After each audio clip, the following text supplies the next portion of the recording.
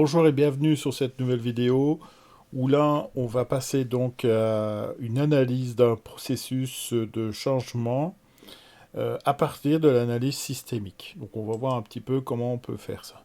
Donc voici l'exemple que je vous propose d'analyser. Donc les équipes, donc il s'agit d'équipes de chantier qui sont composées de 22 personnes qui doivent porter donc des chaussures de sécurité. Donc ici vous voyez que c'est assez précis, on ne va pas prendre un système global, on va prendre un système sur le port de chaussures. Donc à chaque intervention, donc concernant le non-respect de cette consigne de sécurité, les responsables obtiennent la même réponse, ces chaussures font mal aux pieds et elles ne sont pas aérées. Donc entre l'entrée et la sortie, donc l'entrée c'est ce qu'on espère avoir, la sortie c'est ce qu'on obtient, et donc on va mesurer les écarts. Donc du coup, deux personnes seulement portent ces chaussures et cela fait tomber donc la moyenne de respect de la sécurité à un taux très inférieur par rapport aux objectifs fixés donc, par la direction notamment. Alors depuis quelques mois, donc la direction insiste beaucoup sur le respect strict des consignes de sécurité. D'ailleurs, un concours a été mis en place dans l'entreprise pour atteindre cet objectif. L'équipe classée première à la fin de l'année recevra une prime équivalente à un mois de salaire. Un logiciel effectuera un classement à partir des relevés. Il va cartographier donc les endroits de non-respect de la consigne afin de renforcer les contrôles sur ces différentes zones. Donc composition de l'entreprise, donc il y a à peu près 1000 personnes. Donc service, donc il y a des services qualité, méthode, maintenance, etc. Donc c'est du management en silo avec des syndicats, évidemment, et avec un comité d'entreprise. Alors aujourd'hui, ça a changé avec les nouvelles lois, mais bon, c'est le même principe. Il n'y a plus de CHSCT, les deux CE et CHSCT sont cumulés l'un avec l'autre. Alors, voyons un petit peu ce qui va se passer et comment on peut procéder. Alors, premier élément, donc identifier le système principal. Donc, qu'est-ce que c'est que notre système? Comment est-ce qu'on peut le nommer?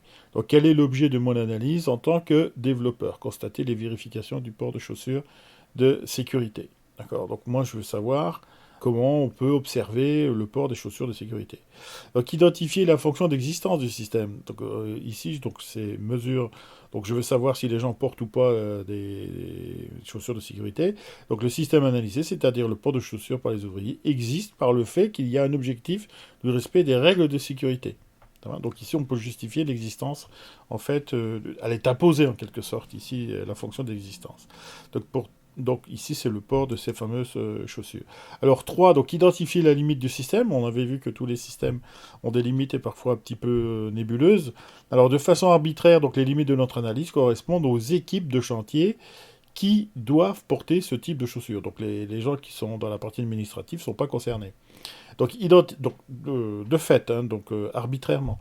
Alors, identifier les entrées et les sorties. Donc, les entrées, les chaussures et les caractéristiques en liaison avec le port par les ouvriers. Donc, on va reprendre toutes ces caractéristiques des chaussures et de ce à quoi elles vont servir. Hein, parce que donc les caractéristiques, je sais pas moi, par exemple, le bout métallique qui doit résister à une pression de autant, par exemple. Grosse semelle, puisqu'ils vont marcher dans des cailloux, des trucs et des machins.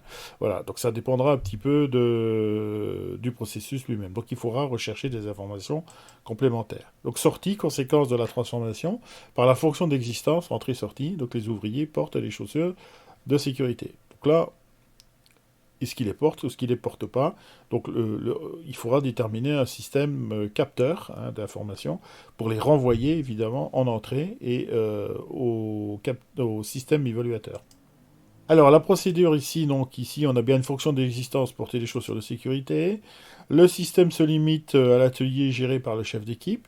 Donc j'ai mis des traits pointillés parce que c'est, encore une fois, la limite ici elle est assez difficile ou plutôt géographiquement parfois pas évidente puisqu'on est sur des chantiers donc suivant l'endroit où il se trouve, est-ce que c'est utile ou pas utile de porter des chaussures.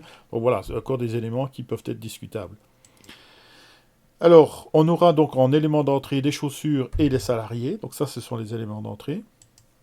Nombre de salariés, nombre de chaussures. Et en sortie, on doit avoir des salariés avec des chaussures. Donc c'est salariés plus chaussures. Donc ça, c'est les sorties. Donc ça, c'était sous forme graphique. Alors, revenons à la procédure elle-même. Donc, identifier la boucle de rétroaction, donc capteur de sortie, donc intervention du chef d'équipe. Donc lui, ça va être le système évaluateur.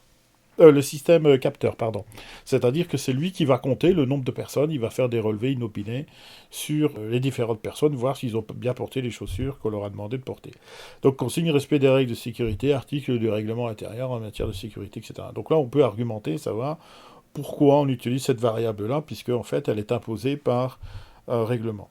Donc évaluateur, donc comparaison entre la connaissance par l'ouvrier. Donc ça, c'est en entrée, nous sommes du côté entrée du système. Donc on avait vu qu'il y avait les chaussures et le salarié. Donc le salarié est-il en mesure de comparer par rapport à ce qu'il lui est demandé, donc l'écart qu'on va mesurer. Donc il y a une consigne qui est la réglementation, d'accord.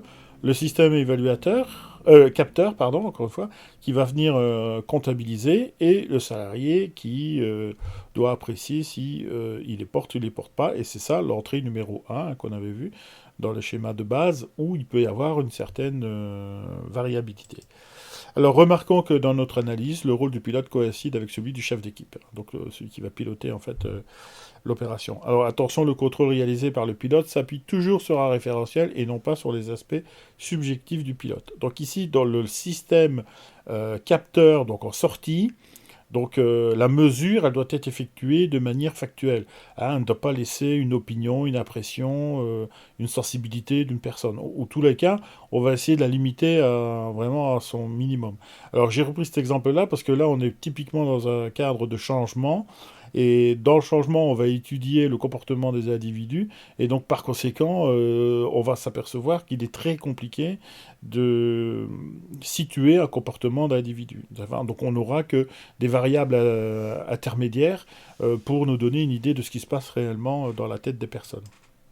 Donc si je représente ça d'une manière schématique, donc on avait vu le système, les entrées donc avec le salarié et les chaussures, les sorties salarié plus chaussures, donc on va procéder à l'analyse et on va amener donc une consigne par la réglementation, donc tous les salariés doivent porter des chaussures de sécurité, donc ça c'est la consigne, puisque la réglementation l'oblige.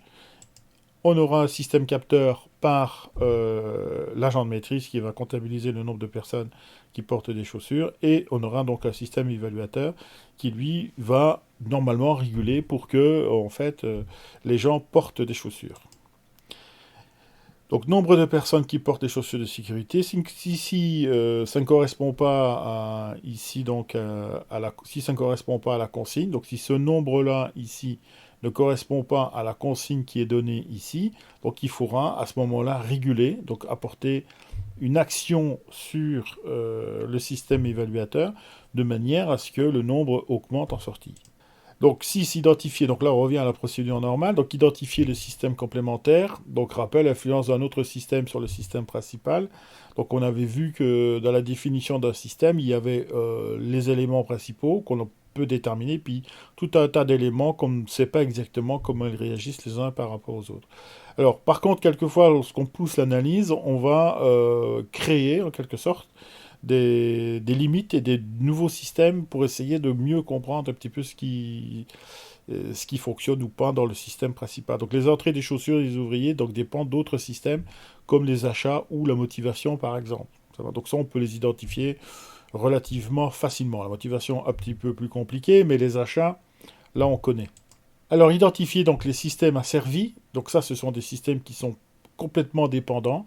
Donc dans le premier cas des systèmes complémentaires, alors, ils interfèrent, mais ne sont pas forcément dépendants. Les motivations du salarié est complètement indépendante du port de chaussures, hein, enfin, pourraient être indépendantes, et les achats, pareil. Sauf que là, ils vont influencer le comportement des individus, donc la motivation et les achats. En ce qui concerne les systèmes asservis, c'est que là, ils dépendent complètement du système principal. Ça va ? Donc, si le système principal disparaît, celui qu'on analyse en tous les cas, donc le port de chaussures en l'occurrence, eh bien le système asservi disparaît avec lui. Tandis que dans le cas précédent des systèmes complémentaires, si le système principal, donc encore une fois l'observation du port de chaussures, disparaît, le service achat il disparaît pas et la motivation des salariés ne disparaît pas non plus. Alors rappel donc complètement dépendant d'un autre, c'est-à-dire qu'il est contrôlé, régulé, asservi par un autre système. Voilà, le système ouvrier et chef d'équipe sont asservis au système de l'entreprise. C'est-à-dire qu'il faut qu'il y ait des ouvriers pour qu'il y ait un chef d'équipe. D'accord ? Si les ouvriers disparaissent, il n'y a plus de chef d'équipe. D'accord ? Et si l'entreprise disparaît, il n'y a plus de chef d'équipe, il n'y a plus d'ouvriers non plus. Donc ces deux systèmes-là sont des systèmes qui sont asservis hein, donc ils sont directement dépendants de ce qui se passe dans le système supérieur. Voilà, merci de m'avoir écouté sur cette nouvelle vidéo, donc sur ce petit exemple pour comprendre un petit peu comment on peut procéder pour réaliser une analyse systémique. On voit que c'est quand même assez limité. Donc merci de m'avoir écouté et je vous attends sur la prochaine vidéo. Merci encore.